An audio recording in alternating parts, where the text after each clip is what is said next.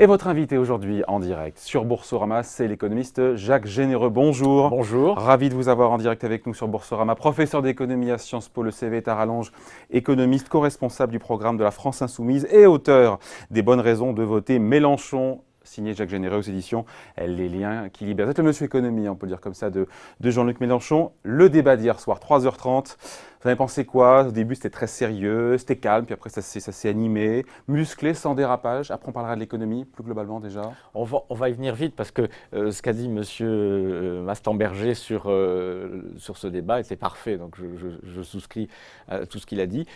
On n'a pas abordé les vrais enjeux pour ceux qui ont pas suivi. Ce que je regrette en effet, mais d'une manière générale dans cette campagne, ça s'applique aussi à ce débat, c'est que ce genre de format où on veut traiter tous les sujets en même temps, de manière saucissonnée, est très contre-productif. Voilà. On aurait effectivement besoin. On n'a pas abordé les vrais sujets. On dit les choses. On n'a pas abordé les vraies questions économiques. On aurait besoin d'un grand débat sur l'Europe entre les candidats, d'un grand débat sur le programme économique, d'un grand débat sur la transition écologique, voilà, d'un grand débat sur les institutions. C'est ça dont on aurait besoin. Donc là, on ne l'a pas. C'est dommage, c'est assez décevant parce que ça ne permet pas d'aller, j'espère que c'est ce que nous allons faire ici, en matière par exemple d'économie, oui. Eh bien d'être dans l'explication de la logique, c'est-à-dire de la cohérence, du raisonnement qui est derrière et qui permet de montrer qu'une politique est fondée ou n'est pas fondée. Ce débat aurait dû avoir lieu, notamment pour montrer qu'il y a deux logiques, mais on va sans doute en parler, qui sont claires. Il y a une logique de l'offre du côté de M. Fillon, voilà, qui est une logique, qui est celle qui n'a pas marché, c'est les politiques axées sur la compétitivité, etc., qu'on a tenté, qu'on a expliqué, qui ne marchent pas. Il y a une logique qui est plutôt de la demande, de l'investissement, qui est effectivement de notre côté avec Jean-Luc Mélenchon, qui est ce qui est aujourd'hui recommandé par toutes les grandes organisations internationales. Et au milieu, vous avez des candidats de marketing politique, dont il ne faut pas attendre qu'ils aient une logique, parce qu'ils sont dans un positionnement où ils essaient de tenir ensemble, un peu de la gauche, un peu du centre, un peu de la droite, et donc ceux-là, évidemment, sont coincés. Un petit mot, on va rentrer dans le dur du débat économique, mais juste quand vous dites que les politiques de l'offre en France, elles ont été menées, vous le savez, par éclipse avant le CICE, le pacte des responsabilités qui a baissé massivement les charges. Il y a eu avant sur les entreprises beaucoup de taxes et d'impôts. Donc si on prend un peu de recul, vous le savez parfaitement, il y a eu d'abord une pression fiscale qui a augmenté sur les entreprises, puis ensuite qui a baissé. Mais quand on regarde sur 5 ou 10 ans, vous savez bien que le bilan n'est pas tant que ça en faveur des entreprises. Il y a un. Oui. Et deux aussi, quand vous parlez des grandes organisations internationales qui sont favorables effectivement à des plans de relance dans l'investissement. On pense à l'OCDE, vous pensez au FMI. Mais vous savez qu'ils ciblent souvent les pays qui en ont les moyens. Et ils ne disent pas explicitement que la France doit le faire, si on veut être précis. Bien sûr, ils ne disent pas spécifiquement la France, mais ils disent bien qu'effectivement l'Europe a trop été du côté justement des politiques de l'offre, de compétitivité, de baisse des coûts, etc. Et des politiques d'austérité budgétaire, et qu'on a un vrai besoin de relancer l'investissement en Europe. Et quand je vous dis l'échec des politique de l'offre, c'est pas, on ne regarde pas ça juste sur quelques années en disant « Ah oui, mais alors juste avant le CICE, c'est vrai qu'on avait augmenté les charges, etc. » On regarde sur la distance longue et ça ne concerne pas que la France. C'est-à-dire qu'on voit que face à la crise, depuis 2008,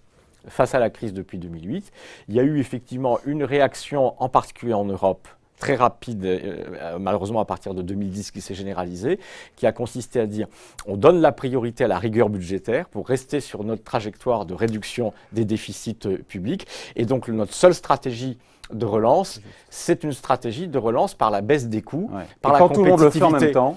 Et voilà la stupidité, le sophisme, c'est que si tous les pays européens se mettent en même temps à essayer d'être plus compétitifs par la baisse des coûts, à l'arrivée, personne n'est plus compétitif, tout le monde est plus pauvre. Les Allemands l'ont fait tout seuls dans leur coin au début des années 2000, c'est pour ça que ça a marché. Évidemment, vous avez tout compris. On revient au débat, Jacques Généreux.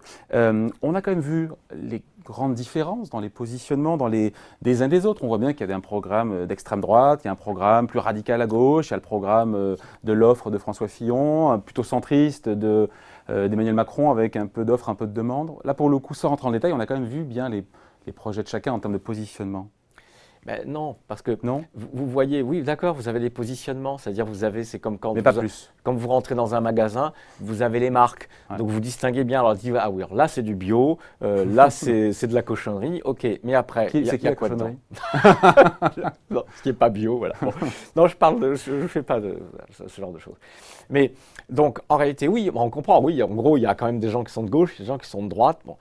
Donc, on perçoit des grandes lignes, mais pour que le citoyen soit informé et puisse décider en connaissance de cause. Il ne faut pas simplement qu'il repère qu'il y en a qui veulent réduire les dépenses publiques, d'autres qui veulent les augmenter, d'autres qui veulent sortir de l'euro. Il faut qu'il puisse y avoir le débat sur les raisons de faire cela, les preuves que l'on peut apporter d'un raisonnement qui justifie cette politique. Or, c'est ça que nous n'avons pas. Bon, mais en que même nous temps, pouvons faire avec vous. Oui, si les grands sujets économiques ont été un peu survolés, en même temps, ça n'a pas été défavorable à votre champion, Jean-Luc Mélenchon. Sondage Elab pour BFM TV, vous avez dû compulser avec gourmandise, qui montre qu'après Emmanuel Macron, c'est Jean-Luc Mélenchon qui a le plus convaincu. Un peu devant François Fillon et Marine Le Pen. C'est ces qualités de tribun qui sont plus approuvées. Il a été en verve hier, Jean-Luc Mélenchon. C'est pas qu'une question de verve, parce que les autres ne sont pas spécialement handicapés en matière de prestations orales. C'est surtout la solidité, la profondeur du projet. Il faut bien comprendre, c'est que notre projet, parce qu'on dit Jean-Luc Mélenchon, bien sûr, c'est notre candidat. Mais on ne fait pas campagne pour quelqu'un, pour une personnalité. On fait campagne pour un projet. Notre projet, c'est un projet sur lequel nous travaillons depuis 10 ans au moins. Et qui est en particulier depuis 2008, depuis que nous avons quitté le Parti socialiste avec Jean-Luc Mélenchon pour créer le Parti de gauche, nous avons une stratégie d'analyse de la situation, de la dérive de l'Europe, de la transition écologique, de la dérive de la démocratie, de la crise, des projets élaborés avec des commissions d'experts, des dizaines et des dizaines d'auditions. C'est des années et des années de travail.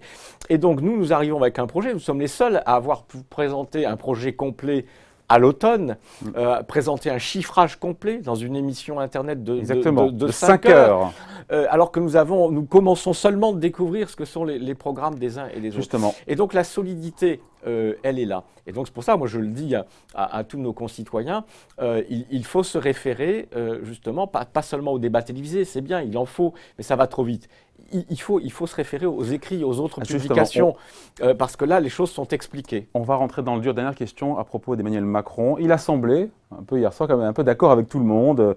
Régulièrement, il a exprimé ses accords avec Jean-Luc Mélenchon, tiens, sur la loi travail, avec François Fillon, sur l'économie, sur la santé, et même à la fin, pour ceux qui ne dormaient pas, avec Marine Le Pen, à propos de la prise en charge de l'autisme. Vous en pensez quoi de Emmanuel Macron, sa prestation, et même plus globalement, au-delà de la prestation, sur son programme économique? Je vous dis, Emmanuel Macron nous avait prévenu déjà il y a quelque temps en expliquant qu'une campagne présidentielle, dans une campagne présidentielle, le programme n'était pas ce qu'il y avait d'essentiel. C'est extraordinaire comme déclaration. Il n'a pas de programme pour vous, et donc, il a fini par commencer.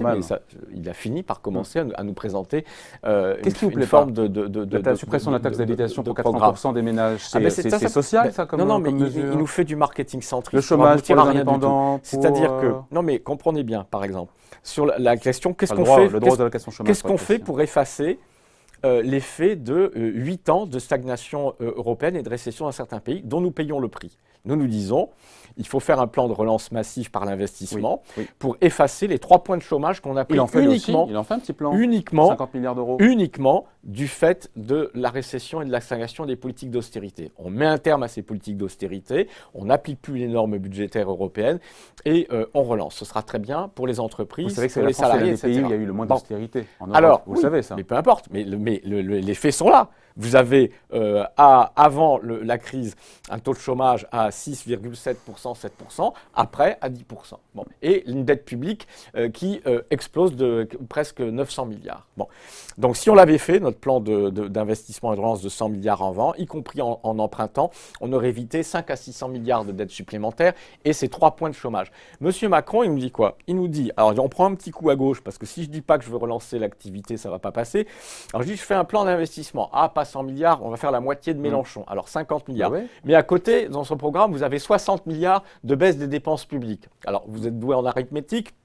50 milliards d'injections de dépenses publiques, moins 60 de l'autre côté, ça vous fait moins 10, ça vous fait une rigueur douce, c'est-à-dire un quinquennat Hollande bis. Voilà. C'est-à-dire Macron, c'est de la rigueur douce, c'est ça? Oui, c'est la rigueur douce, c'est un quinquennat Hollande bis. C'est lui qui a inspiré le programme économique de François Hollande, c'est lui qui a inspiré cette priorité aussi aux politiques de compétitivité, la loi El Khomri, et donc, Macron, c'est la répétition du quinquennat Hollande. C'est-à-dire c'est-à-dire tout ce que par ailleurs nos concitoyens rejettent et refusent, eh bien, ce sera un peu idiot qu'ils s'apprêtent à le reproduire. Donc c'est ça Macron. Bon, maintenant on va parler de Jean-Luc Mélenchon. Juste hier d'ailleurs, Jean-Luc Mélenchon, sur les heures sup, sur les heures supplémentaires, il a dit une petite boulette, vous avez vu? Vous l'avez noté ou pas? Je me suis dit, tiens, il a mal pensé. Jacques Généraux aurait dû mieux le conseiller. Il a dit, la majoration des heures sup a été abaissée à 10% par la loi El Khomri, la loi travail. En fait, c'est faux, puisque la loi permet de passer outre l'accord de branche, mais il faut qu'il y ait un accord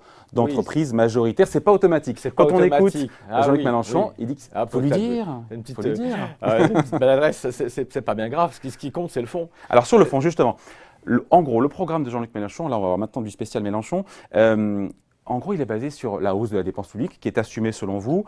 Plan d'investissement financé par la dette. Mais en même temps, on se dit que si la hausse, et vous connaissez l'argument, vous allez me voir venir, si la hausse de la dépense publique faisait la croissance en France, on serait les champions du monde de la croissance, vu qu'on a quasiment le plus haut niveau de dépenses publiques dans le monde. Non, c'est pas ça. Excusez-moi, c'est le professeur d'économie là qui vous parle. Allez-y, faites Sciences Po, ça fait 35 ans que j'enseigne l'économie. On n'est pas les champions du monde de la dette. On n'a pas les pays. D'abord, je vais vous rassurer tout de suite. De la dépense publique, de la dépense publique rapportée au PIB. Économiquement, scientifiquement, il n'y a aucun lien, dans un sens ou dans l'autre, à long terme, entre le poids de l'État, le niveau de la fiscalité et la croissance, etc. Il n'y a pas de lien. Voilà, à long terme, c'est pas. Donc, ce qui compte. C'est pas bien. Pourquoi vous augmentez la dépense publique alors ? Non, il n'y a pas de lien. C'est-à-dire que c'est pas en soi un truc ou favorable ou défavorable. Donc, ce qui fait toute la différence, c'est ce qu'on fait, comment on dépense. Donc, vous pouvez avoir un très haut niveau de dépenses publiques sans que ça ait un impact très intéressant pour votre économie, pour l'emploi, etc., parce que vous dépensez mal. Alors, par exemple... Il dépense bien, Jean-Luc Mélenchon. Par exemple... et vous parlez des niveaux de déficit public élevés, de dette publique très élevés qui ne servent à rien. C'est ce que nous avons en Europe depuis 8 ans. Pourquoi? Parce que la dette publique explose. La dette publique explose pourquoi? Pas parce que l'Europe se serait lancée dans des grands investissements pour la transition écologique, dans des grandes infrastructures de transport collectif, dans la recherche pour les technologies du futur. Si ça avait été ça, ce serait favorable à long terme, à l'activité, à la croissance, etc. Mais il n'a pas servi. La dette publique explose en raison de l'effondrement des recettes fiscales et sociales qui sont liées à l'effondrement de l'activité. Et liées à l'austérité. Et donc, voilà, là, vous avez la mauvaise façon de faire de la dette publique. C'est comme pour une entreprise. Une entreprise peut se retrouver tout d'un coup apparemment surendetté ou réellement surendetté parce que son chiffre d'affaires s'effondre. Mais aujourd'hui, l'activité, elle revient. Aujourd'hui, l'activité, elle revient. Même mollement, elle revient. Une entreprise comme un État qui s'endette, emprunte pour construire des actifs, par exemple des logements, des hôpitaux, enfin bref, qui créent de l'actif, du patrimoine, qui engendrent des ressources futures, des recettes fiscales futures par l'effet sur l'activité, eh bien, ceci a pour effet à terme, en fait, d'alléger le poids de la dette. Donc, nous, ce que nous faisons, même s'il y a aussi, précisément, c'est cela. C'est-à-dire que toutes les dépenses supplémentaires, les dépenses courantes supplémentaires, sont financées par des ressources courantes supplémentaires. C'est-à-dire que ça ne fait pas exploser les déficits publics. La seule partie de ces dépenses qui sont financées par l'emprunt, c'est le plan d'investissement massif en début de quinquennat pour relancer l'activité. Voilà. 100 milliards d'euros de plan d'investissement. Et donc, ce faisant, nous ne faisons que faire ce que ferait n'importe quelle grande entreprise qui investit massivement, qui finance pour une bonne part par de l'emprunt, parce qu'on étale à long terme le. D'autant que les taux d'intérêt aujourd'hui, ils sont effectivement bas. On se dit que c'est le moment. Après, reste à savoir si Jean-Luc Mélenchon à l'Élysée, si les investisseurs internationaux nous prêteraient toujours à un niveau aussi bas. Mais ça, personne ne le sait. On ne lui fera pas un procès d'intention. Si, moi je le sais. Pardon, il faut aussi vous faire un cours d'économie. C'est-à-dire que la France n'a aucune difficulté pour emprunter ou pour placer sa dette, mais ce sera pareil demain. C'est-à-dire que la France reste une des meilleures signatures en matière de dette publique et ça reste un des pays les plus attractifs pour les investissements manufacturiers en Europe et pour les investissements en général dans le monde. C'est comme ça depuis 20 ans, 30 ans, ça ne bouge pas. Bon, pour des tas de raisons qui tiennent notamment... Oui, mais en 2007, vous savez que la France endettait à 4,5% à 10 ans. On pourrait très bien retourner à 4,5% et là, la dette française elle commencera à faire un peu mal en termes de remboursement tous les ans. Mais non, figurez-vous. Non, figurez-vous pourquoi. Parce que dans l'état où nous sommes d'instabilité, d'insécurité financière dans le monde... La France est un îlot de prospérité. La France reste un îlot surtout de garantie et de stabilité politique, de stabilité économique. Sauf qu'il y a un risque de sortie de l'euro, ce qui est le plan B je vais vous de dire une Jean-Luc chose, Mélenchon, hein. si l'Allemagne pouvait émettre suffisamment de titres de dette publique pour satisfaire tous les investisseurs, alors oui, là, on aurait les taux d'intérêt qui remonteraient, parce qu'il y aurait une préférence pour la dette allemande. Seulement, la dette allemande ne suffit pas. Donc, nous n'aurons aucune difficulté. Par ailleurs, je vous rappelle que les États peuvent utiliser, c'est ce que nous ferions, un instrument qui permet de placer votre dette à très bon marché. C'est ce qu'on a fait pendant des décennies avant les nouvelles réglementations européennes, qui est d'instituer un plancher minimal de détention de titres publics dans les bilans de tous les établissements financiers travaillant en France, de manière à sécuriser leur bilan. On pourrait même y ajouter d'ailleurs un plancher minimal de détention des faits privés français. Ouais, mais un peu perdu. Quel est l'intérêt de faire ça?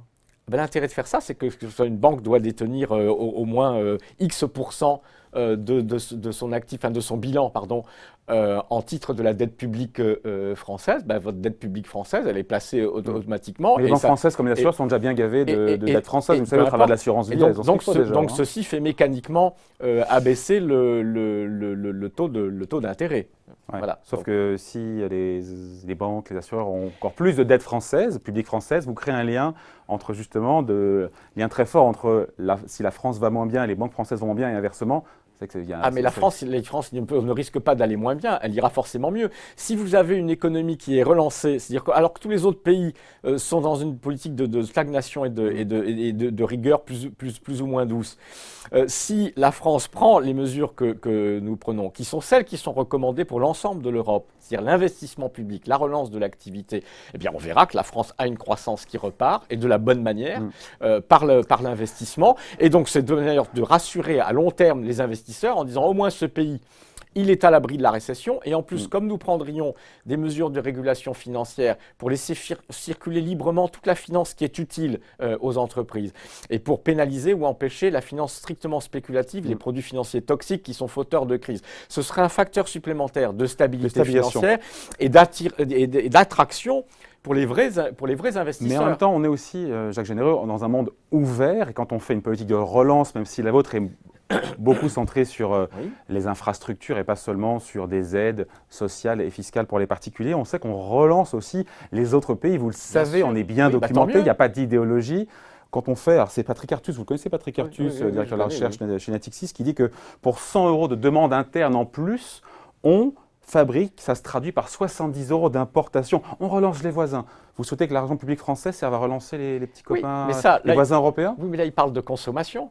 Quand on fait, par exemple, 20 milliards d'investissement dans la rénovation thermique des logements en France. C'est une partie de notre plan d'investissement. Ces 20 milliards, c'est quoi? C'est 20 milliards de chiffre d'affaires pour des entreprises du BTP français. C'est des créations d'emplois en France, des créations de travaux pour des sous-traitants en France.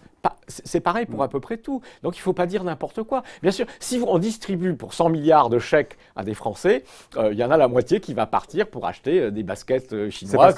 C'est pas ce qu'on fait. Bon, donc il faut être sérieux. Et donc il faut bien comprendre que nous ne disons pas n'importe quoi. Si ça fait 10 ans qu'on y travaille et si on a pu présenter notre projet il y a déjà 6-8 mois et si on a pu le chiffrer, c'est parce que nous avons autour de nous des experts, des hauts fonctionnaires de toutes les grandes administrations économiques, que nous faisons tourner les modèles qui sont habituellement utilisés pour évaluer des politiques et leurs effets. Nous savons ce que nous disons et nous avons pris à chaque fois des hypothèses extrêmement modérées et sages. C'est-à-dire que, par exemple, pour ce qui est, quand il y a une augmentation de la consommation… Très prudent sur la croissance. On se dit que mettre 273 milliards d'euros pour avoir finalement une croissance de, vous dites, je crois… 2,2% en moyenne 2% de croissance par an sur 5 ans, mais spontanément, la croissance française, c'est 1,5%. Spontanément, sans rien faire. Et 2,8 à la fin. Le surplus de croissance gagné. Vous avez vu ce calcul du Figaro qui a fait beaucoup sourire en disant que finalement, on met 273 milliards d'euros pour un gain finalement de 55 milliards d'euros de croissance en plus. On se dit, voilà,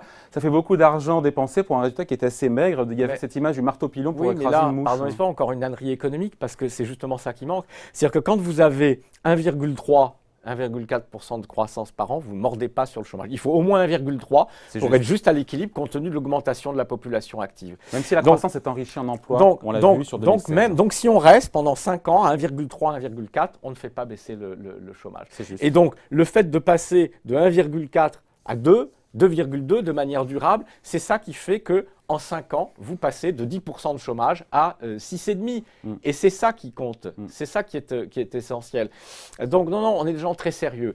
Quand nous prenons ce qu'on appelle, les économistes appellent le multiplicateur, on dit on met tant d'investissements. Combien un gros débat sur le multiplicateur budgétaire.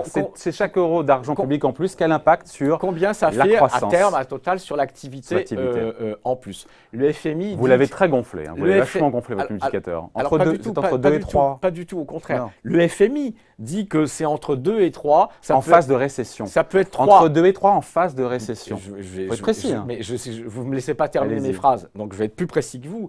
Vous pouvez entre 2 et 3. Alors, on peut aller jusqu'à 3 au plus fort quand on est vraiment en récession. Voilà. Plutôt à 2 quand on est en croissance très faible, ralentive, en stagnation, etc. Bon, nous, on a pris 1,5 comme multiplicateur. C'est prudent. Oui, donc on est raisonnable. Et 1,5 uniquement pour les dépenses d'investissement. Lorsqu'il s'agit des effets d'augmentation de consommation induite par exemple par l'augmentation des salaires, nous prenons comme effet sur l'activité 0,6. Voilà, parce que nous intégrons le fait qu'effectivement ça profite. Donc notre truc, on met au défi, et tout est public, tout est publié, donc on met au défi quiconque de reprendre toutes nos données, de prendre nos hypothèses, de faire sonner tous les modèles à l'INSEE, à l'OFCE, où vous voulez, et de nous montrer que ça débouche sur autre chose. Et personne ne l'a fait. Pourquoi ? Parce que c'est très sérieux. Et que c'est la seule politique qui a des effets. Parce que quand vous disiez, il faut regarder l'alternative. L'autre solution, si vous dites, mais ça va augmenter les importations. Oui, mais l'importance à l'arrivée, c'est l'activité, la baisse du chômage. Mais la politique de compétitivité, celle qu'on a pratiquée, notamment depuis l'arrivée de Hollande, mais qu'on pratiquait déjà un petit peu avant. En deuxième partie de mandat. Non, mais dès le début, rapport gallois sur la compétitivité, dès le début, la stratégie, c'est la baisse des charges sociales. Alors, je vous l'accorde, ça va lentement au début, voilà. ça monte en puissance. Mais on n'est pas les seuls à faire ça. Et c'est le problème, ça c'est un vrai sujet. Si tout le monde fait ça en même temps, vous avez raison. Et à l'arrivée, ça produit quoi ? Et même depuis 2 ans, ça produit quoi ? Ça a été chiffré. On ne voit pas d'impact sur la compétitivité réelle, c'est-à-dire puisque si on fait pareil, que les Espagnols font pareil. L'impact sur la balance commerciale, on ne le voit pas. L'impact sur l'emploi, il n'y en a pas. On voit l'impact sur l'emploi, si. Sur l'emploi, on voit 291 600 créations de postes dans le privé en France. France Stratégie. Non, ça, c'est l'emploi total, dans lequel, je vous rappelle, il y a un rythme spontané de création d'emplois qui est déjà de l'ordre de 130 000 personnes par an, avant même tous ces plans. Vous parlez de la population active qui arrive sur le marché du travail, je n'ai pas compris. Non, mais je veux dire, quand vous dites on est à ça, regardez le rythme général de création d'emplois. Il y a eu 0 création de postes en 2013, en 2014, en 2012. Donc là, on en a aujourd'hui. On parle de l'emploi, pas des postes supplémentaires. Enfin, France Stratégie, l'agence chargée de l'évaluation du CECE, du pacte de responsabilité, nous a dit, pour 40 milliards d'euros investis là-dedans, on a entre 50 000 et 100 000 emplois maximum qui ont été créés. Ça vous fait des emplois très chers à 400 000 ou 600 000 un point, vous avez raison. Euros. Alors pardon, je préfère... Pour l'instant, attendons de voir si ça accélère aussi. Non, on sait qu'il faut du temps pour que les politiques de l'offre se mettent en place. Oui. Juste, j'imagine, ça ne marche pas. S'il y a des patrons, des petits patrons qui nous regardent et qui lisent le programme de Jean-Luc Mélenchon, alors certes, ils sont choyés sur le taux d'impôt sur les sociétés. Lisez l'explication de Jacques Généreux. Évidemment, c'est encore mieux. Un programme, c'est une liste de mesures, c'est une plateforme. C'est encore mieux quand c'est signé Jacques Généreux, mais il n'y a pas les explications. Il y a le taux d'impôt sur les sociétés qui est baissé, on va finir là-dessus, à 25%. Là, ils sont choyés. Un fonds de solidarité interentreprises pour les aider en cas de difficulté, un pôle bancaire qui prêterait aux entreprises à 0%. Ça, c'est nickel, c'est super. Mais en face, il y a quand même la suppression des baisses de charges du CICE. Il y a la hausse du SMIC qui détruit du point de vue qui coûte plus cher, donc on détruit de l'emploi, on est assez bien documenté, même si ça a des effets favorables sur la consommation. Il y a la 6e semaine de congés payés. Je ne suis pas sûr que le bilan soit positif. Je pose la question pour le petit patron qui nous regarde quand il voit tout ça. Alors pour le petit patron, c'est clair, c'est pour le grand patron qu'il y a un petit souci. Parce que... non, le petit patron, lui... Non, parce que pour le grand patron, effectivement, il y a une augmentation. Quand on baisse l'imposition sur les sociétés à 25%, c'est bien pour les PME, parce qu'elles en paient déjà 28 ou 30%, alors que les grands groupes n'en paient que 8 ou 9% avec leur stratégie d'optimisation fiscale. Alors non seulement nous ferons ce qu'ils font pour qu'il n'y ait plus ces possibilités d'optimisation fiscale, soit par la négociation européenne, soit par des mesures unilatérales pour lutter contre cette forme d'évasion fiscale déguisée, et donc pour que les grands groupes paient effectivement les 25% d'impôt sur les sociétés. Donc pour les grands patrons, il y a une augmentation de la charge fiscale. En revanche, c'est vrai que pour les PME, vous avez une baisse de l'imposition sur les sociétés. 2, vous avez un accès à un escompte gratuit de toutes leurs factures par le pôle public bancaire, par la Banque publique d'investissement, à qui on donnera une licence bancaire.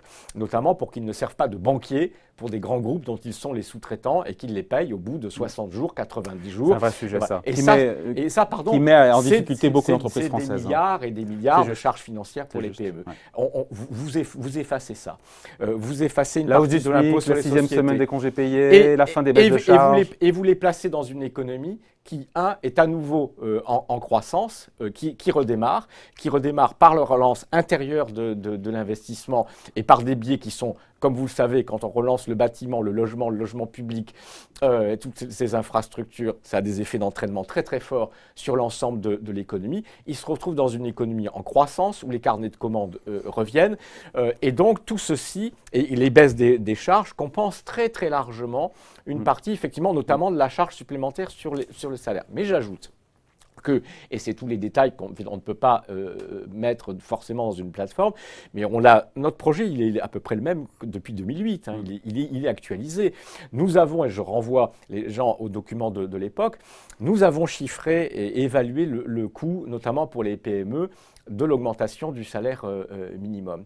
Et nous sommes disposés, et nous en avons les moyens, d'affecter une part de tout ce que nous récupérons en niche fiscale parfaitement inutile que nous supprimons pour le réallouer aux PME de manière à faire une espèce, si vous voulez, de période de tampon d'amortissement. C'est-à-dire que si en faisant l'addition de ce qu'elles récupèrent en baisse d'impôt sur les sociétés, en baisse de charges financières grâce à notre politique, et en soutien en termes d'exonération fiscale qui leur serait transférée en récupérant des niches fiscales inutiles ailleurs, on peut mettre en place un système qui est tel que la hausse du SMIC ne pénalise pas en termes de trésorerie et que du coup, il y a une montée en charge progressive qui peu à peu soit compensée par le redémarrage de l'économie, de la productivité, du travail. Bon voilà, pour en savoir plus, pour égayer vos lectures et vos soirées, je vous renvoie à Jacques Généreux, les bonnes raisons de voter Jean-Luc Mélenchon au lien qui libère. Merci d'avoir été notre invité. Merci pour votre invitation. Sur Boursorama. Merci.